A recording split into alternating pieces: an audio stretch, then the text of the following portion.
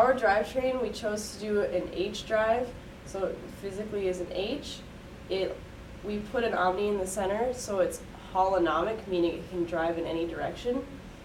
And we did 7 Omni wheels, 3 on each side, and 1 in the center. And we chose to do 2 gearboxes that are 2 sim motors each.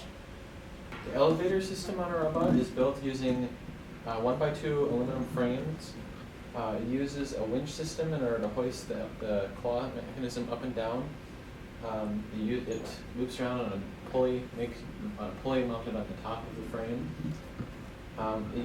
The claw itself is driven up and down using these sliders that were donated by Competition Robot Parts. They slide on both sides of the 2x1 frame.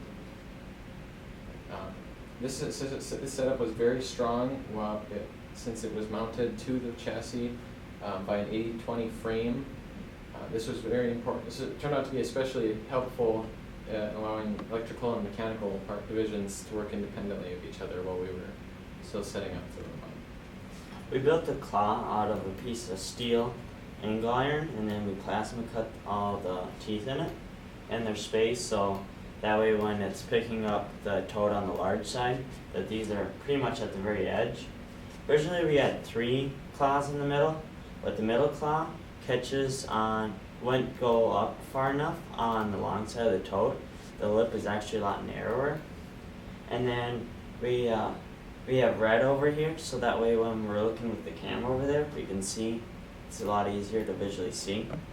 The kicker is also made out of steel, and on the bottom we have tool liner, rubber, and so that way we can flip over a tub by lowering the winch, and then the weight is pressed on it and we back up and the tote flips over. The frame here is also made out of steel, and originally we had it so that way we got 3 bolts and we can unbolt it and we can put a different design on it if we wanted, really easy. If I were to make it again, I would probably shorten this so we can go higher. We made it farther apart so that way it wouldn't bind as much. Then we have our pneumatic cylinder here, which took a little thought because it needed a pivot here and here, and so we just had the bolts loose with some Loctite on it so they don't come off, so it pivots there and kicks out. And then we have our strap across here, which makes it a triangle so this doesn't bend down.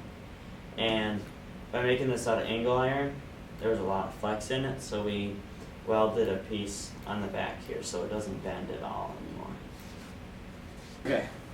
Alright, for the lift mechanism and the H drive, we use 1 sim motor using Victor motor controllers, as well as 4 sim motors with Victor speed controllers on the regular drivetrain.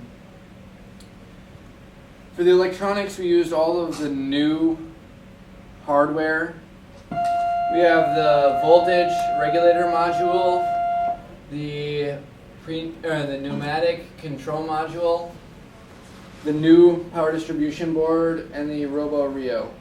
The Robo-Rio is a combination between the sidecar and the C-Rio and all of the slots put together. From what I have experienced so far, the Robo-Rio is significantly easier to work with than the C-Rio was. We have a camera mounted up here. We have the orange light here. And we have a pneumatic cylinder controlling the foot, which is operated with a solenoid valve. And we have 1 air tank and a compressor. On the lift mechanism, we have a limit switch at the bottom and at the top that allows the Robo-Rio to stop automatically when raising and lowering it to keep the motor from, or the belt from binding or unraveling when lifting.